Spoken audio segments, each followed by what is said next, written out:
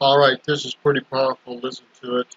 How they end this with Joe's comments, and how the CIA Director Brennan is going to plead the fifth. So is Obama. So is Hillary. So is anybody on the top. The Fifth Amendment is one of the greatest socialistic amendments that have been abused in this country, and that has given criminals power in the legal system to create havoc in this country and in the world, or especially in the United States. Should have never been agreed upon. Should have never been. There's a socialistic platform for criminals to rule and reign at elite levels, and it's been used ever since its inception. John Durham is working guilty pleas with various deep state actors involved in the Trump coup attempt. Former U.S. Attorney Joe diGenova was on the radio earlier today with Mornings with the Mall as part of his weekly interview. At the beginning of the discussion, diGenova discussed the John Durham investigation after the host shared an audio of DOJ spokesman Kerry Kupek that aired last week. Here is the piece discussed with Bill Hemmer from Fox that diGenova was and the listeners heard. Of a legal analyst, former U.S. Attorney to the District of Columbia. Joe, good morning. Good morning, everybody. Hey, Joe, I want you to listen to this exchange between Fox News anchor Bill Hemmer and DOJ spokeswoman Kerry Kupek, and then we're going to talk about it. Is John Durham, when will there be news on that? Well, we hope to see a report by the end of the summer. Obviously, this is a criminal investigation. The goal is not a report. It's a criminal investigation. But certainly there is a story to be told there. The American people deserve resolution, and frankly, justice deserves resolution. Okay, justice needs to be restored, and that report, I think, is going to be really pivotal to the restoration of that one-tiered system of justice. So we should... The problem is that the report should have been done after the criminal charges have been filed, long after justice has been served.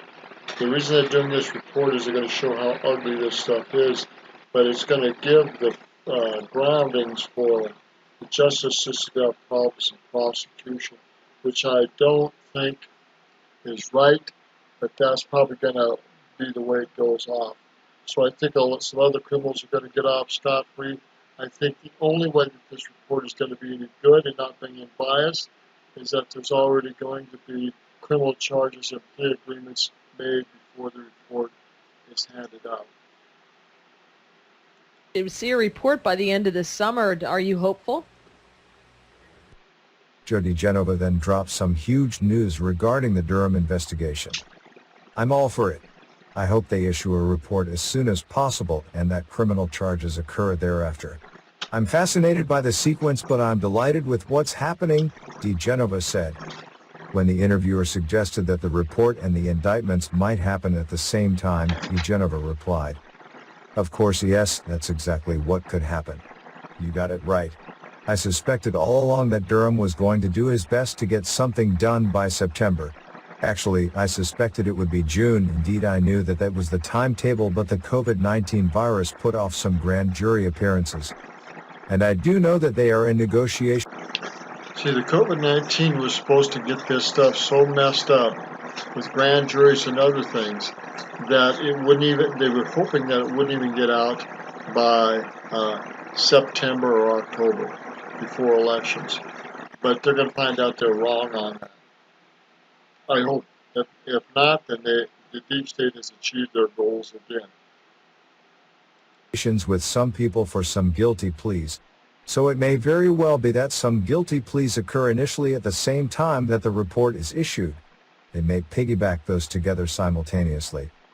diGenova went on to say that John Brennan, Obama's former CIA director, was probably never going to be interviewed in front of a grand jury as he would likely plead the fifth. I am. I'm a little surprised by the notion that John Durham is going to publish a report before filing criminal charges. That's really fascinating to me. When I was an independent counsel of the United States investigating the Clinton passport scandal, I decided whether or not to bring charges, then I filed my report. That's the usual sequence. So it's pretty obvious, and that was actually a very surprising bit of public information from Kerry Kupek. So apparently the plan is to issue a public report about the nature of the coup d'etat and what went into it before criminal charges are filed. That's going to set up an interesting... No, he may be slightly wrong.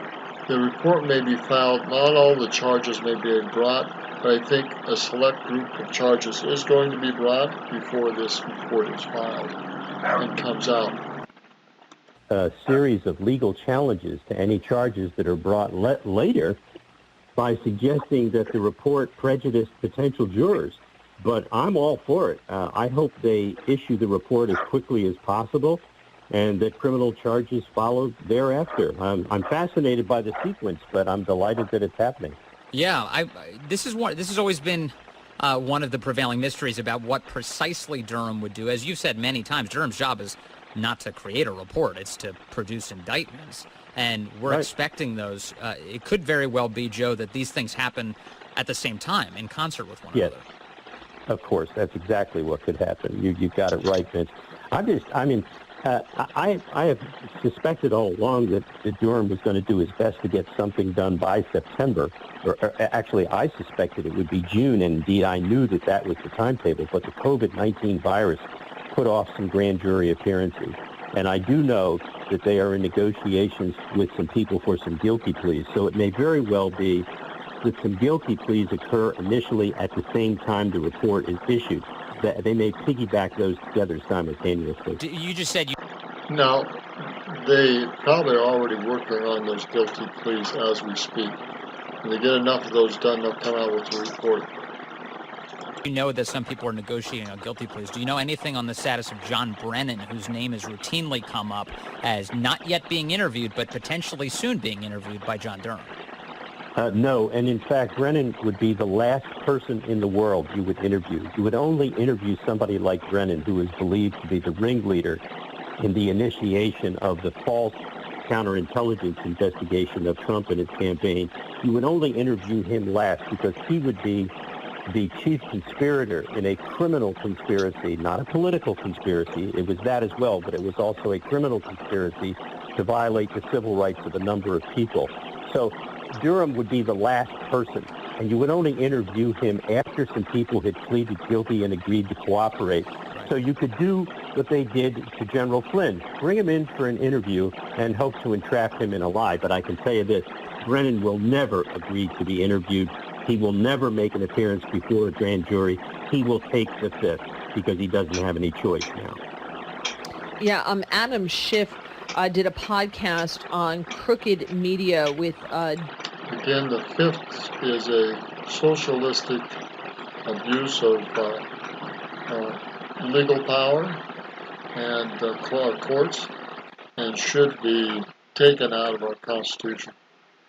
Period. John Lovett. And in this, he talked about the Durham investigation. Here's what Adam Schiff had to say. One of the concerns I have with Bill Barr is that the worst is yet to come. I mean, he's got a terrible, destructive track record as it is, and it may get worse in the coming days.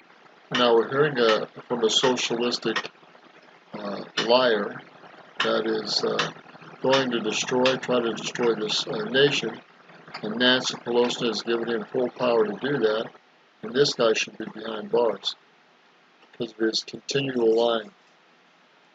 But what we have seen largely is Barr's intervention to protect the president, Barr's misrepresentation of Mueller's work, Barr's intervention in cases to help Trump cronies like Stone and Flynn and others. What we have not yet had full visibility on is not Barr's use of the shield to protect corruption writ large of his boss, Donald Trump, but the sword, how he may be using the power of the Justice Department through Durham or others to go after the president's enemies. And in many respects, that is a far greater, more serious abuse of the power of the Justice Department than his use of the shield. This guy needs to be behind bars. He's trying to destroy and use the justice system. The Democrats, all these socialistic and liberal Democrats, are trying to use the justice system one way, and that's to go after their enemies. And the enemies have no rights. Only they have rights. And that is total socialistic. That is CCP. That is Stalin. That is Nazis. as Hitler, as Mussolini, where only they have power and authority, legal authority, and no one else has. Think about that. That's how close we are to destroying this country. So it seems as if they're getting their talking points in order that, of course, discredit William Barr before the report from John Durham comes out. Is that where they're going to go with this? Absolutely. They have been doing this from the very first time that Bill Barr, during his confirmation hearing, said that spying had gone on against the Trump campaign.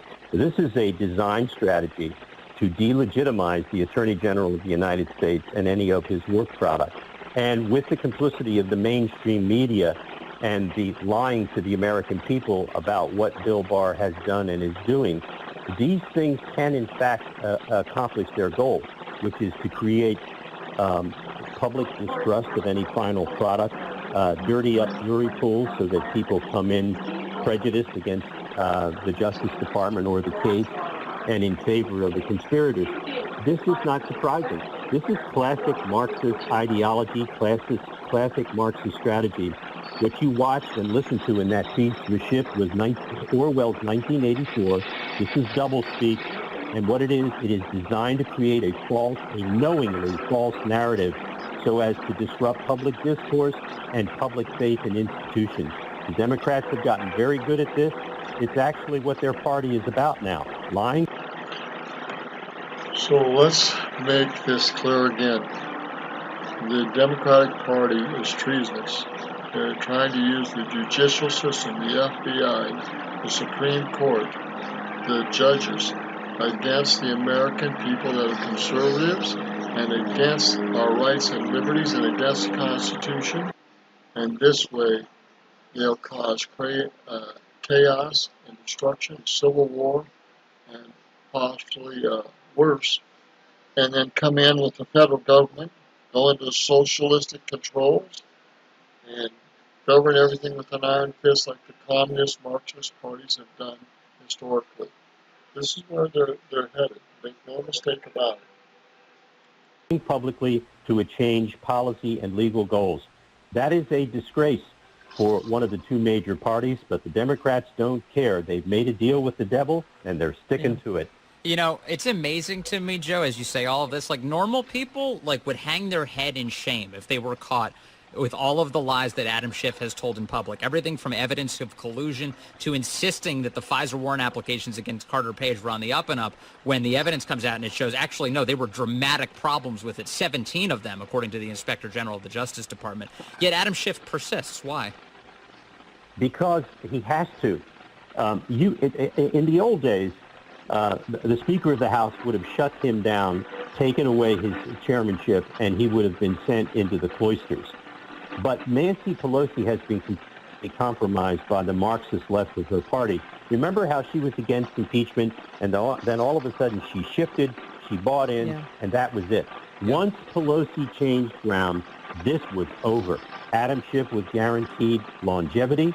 He was guaranteed a continuing say in the future of the Democratic Party, and he was guaranteed a say in the destruction in a Marxist-themed theme park of the United States system of democracy. We're watching a cultural civil war unfold, whether it's Portland, Seattle, Minneapolis, wherever discord is occurring. These are leftist-controlled local governments which are perfectly happy to have discord, violence, and especially violence against the police because they are looking for ways to deconstruct society. For example, that's why looking for ways to deconstruct and take over society in a Marxist way. Make no mistake about it. Our very fiber and nation and constitution hangs on a thread. Unless we fight and get it back, we are going to become a socialistic dictatorship country, and we will be screwed forever. Why Adam Schiff announced that he's going to continue to investigate Trump even if Trump loses and leaves office. Can you imagine what that will do to the fabric of a country for a chairman of an intelligence committee to continue to investigate a former president? This is where we're headed, and this is not going to end well. This is already getting very ugly, and we are very, very few steps away from violence. Joe diGenova, thank you so much. We appreciate you. Have a great week. You bet. You too. There you are. We're so close to losing this nation if we don't stand up and fight for it legally, morally, and otherwise. We are done for. We are done for. Roger Martin, Billings, Montana, good day.